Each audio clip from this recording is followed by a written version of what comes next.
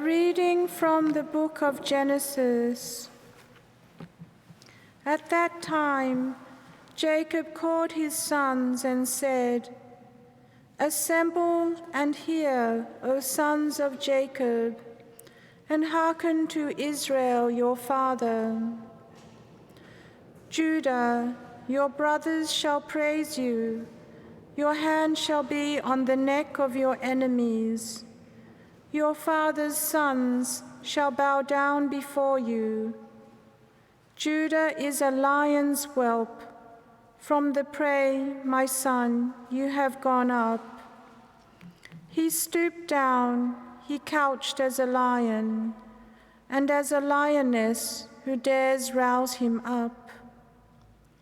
The scepter shall not depart from Judah, nor the ruler's staff from between his feet, until he comes to whom it belongs, and to him shall be the obedience of the peoples."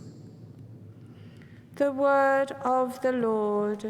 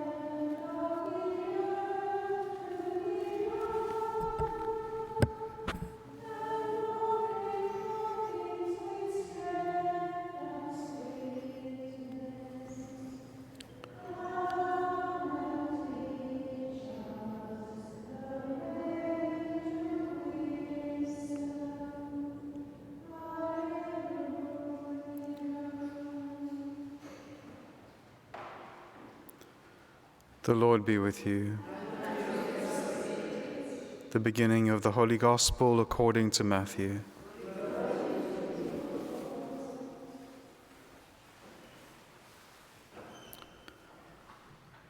The book of the genealogy of Jesus Christ, the son of David, the son of Abraham. Abraham was the father of Isaac, and Isaac the father of Jacob, and Jacob the father of Judah and his brothers, and Judah the father of Perez and Zerah by Tamar, and Perez the father of Hezron, and Hezron the father of Ram, and Ram the father of Amminadab, and Amminadab the father of Nahshon, and Nahshon the father of Salmon, and Salmon the father of Boaz by Rahab, and Boaz the father of Obed by Ruth, and Obed the father of Jesse, and Jesse the father of David the king.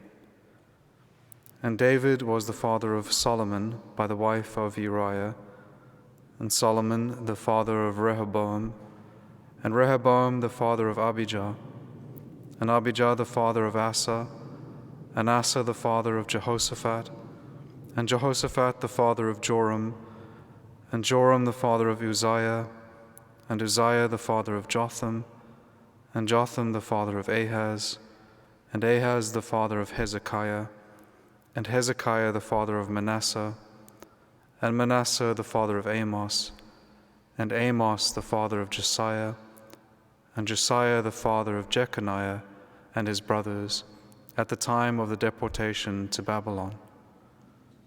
And after the deportation to Babylon, Jeconiah was the father of Shealtiel, and Shealtiel the father of Zerubbabel, and Zerubbabel the father of Abiud, and Abiud the father of Eliakim, and Eliakim the father of Azor, and Azor the father of Zadok, and Zadok the father of Achim, and Achim the father of Eliud, and Eliud the father of Eleazar, and Eleazar the father of Mathan, and Mathan the father of Jacob, and Jacob the father of Joseph, the husband of Mary, of whom Jesus was born, who is called the Christ.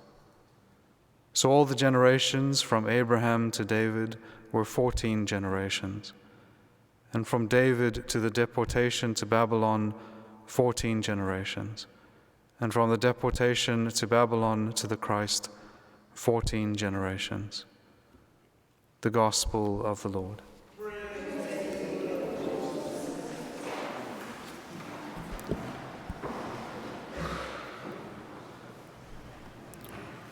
So today we have one of the genealogies of Christ in the Gospels, and it is taken from Matthew's Gospel. And Matthew's Gospel is interesting. A lot of the early commentators and St. Thomas Aquinas, because we know that we have the different images for the Gospel writers. So John is always represented by an eagle, but Matthew is always represented by a young man. And St. Thomas Aquinas says this is because of his focus on the humanity of Jesus Christ, on his human nature. So where John looks to the divinity, Matthew looks to the humanity of Christ. And so where John's gospel begins with, "In the beginning was the Word," this focus on the divinity of Jesus Christ, Matthew begins with the book of the generation of Jesus Christ. And the generation he is speaking of here is not the generation, not the coming forth from his Father in his divinity, but this is his generation in his human nature. And he looks then to the genealogy of Christ, going all the way back to Abraham, showing this tracing of his lineage, going all the way back from Abraham, through David, through the deportation, through Jeconiah and Zerubbabel, all the way down to Joseph, who is the husband of Mary, of whom Jesus was born. And so as we look then, we can see that there is this pattern in this genealogy. The first 14 generations cover all the patriarchs, up until King David and the beginning of the line of kings for the people of Israel. And then from David to the deportation to Babylon, we have all of the kings that are listed. And after the deportation, we have the leaders of the people, all the way down to private persons. And then from those private persons, we have Jacob, the father of Joseph, the husband of Mary. But at this point, we note a difference in the generations and in the lineage and the genealogy, which is that it is dealing before with the father of. But as soon as it gets to Joseph, his relationship to Jesus Christ is through Our Lady. It's through Mary. And so he is the foster father of Jesus Christ, but he is the husband of Mary. That is his relationship initially to Jesus, is because of his union with Our Lady. And so the father Joseph is the husband of Mary, of whom Jesus was born, who is called Christ. And I think that this is important, especially this relationship with Our Lady. Pope Benedict says on one of the Advents, he said that Advent is particularly a Marian time. It is a time with Our Lady. What we are celebrating is the fact that her yes to God will have infinite consequences. Her yes to God, it means that she is at this moment carrying his Son within her womb. The Lord is present on earth already in Our Lady at this moment that we celebrate in Advent. She carries him within her. She loves him. She is the first soul on earth to love Jesus Christ. She is the one who received him from heaven, nurtures him within her own self, and gives him his human nature. And this time of Advent, as she is now coming to the end of her pregnancy, as she is coming to this great expectation where she will behold the face of her Son, and she goes through all the trials that she is going through at this moment. They would be on their way now, getting ready because of the census, to go to Bethlehem, to make this journey right at the end of her pregnancy. And so it is this time where she is focused, her whole life given over to the will of God.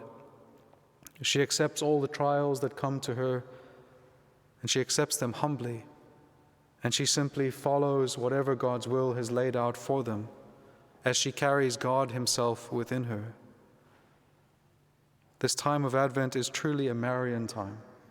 And I think these next few days as we lead up to Christmas is to make an intentional effort to be more united to Our Lady in this time, asking her for the grace of the expectation of looking upon the face of her Son, the grace of the love and care that she has for her Son, Jesus. This love which will be the first love that he receives from his creatures, this perfect love that comes from the heart of his mother. And so in this time we turn to Our Lady and we ask her to prepare our hearts for Christmas, to prepare our hearts for the receiving of her Son. But we can also do that at each Mass, that when we come to Holy Communion, that when we come to receive the Lord in the Blessed Sacrament, we should do it with Our Lady, that the one who received him so devoutly from heaven can teach us to receive him devoutly in Holy Communion, that the one who loved him so intentionally and so perfectly while he was within her, truly present, can teach us also in our moments of Holy Communion to love him who is now also present within us in the great mystery of Holy Communion. We turn to Our Lady daily so that she may teach us to love her Son more perfectly. Amen.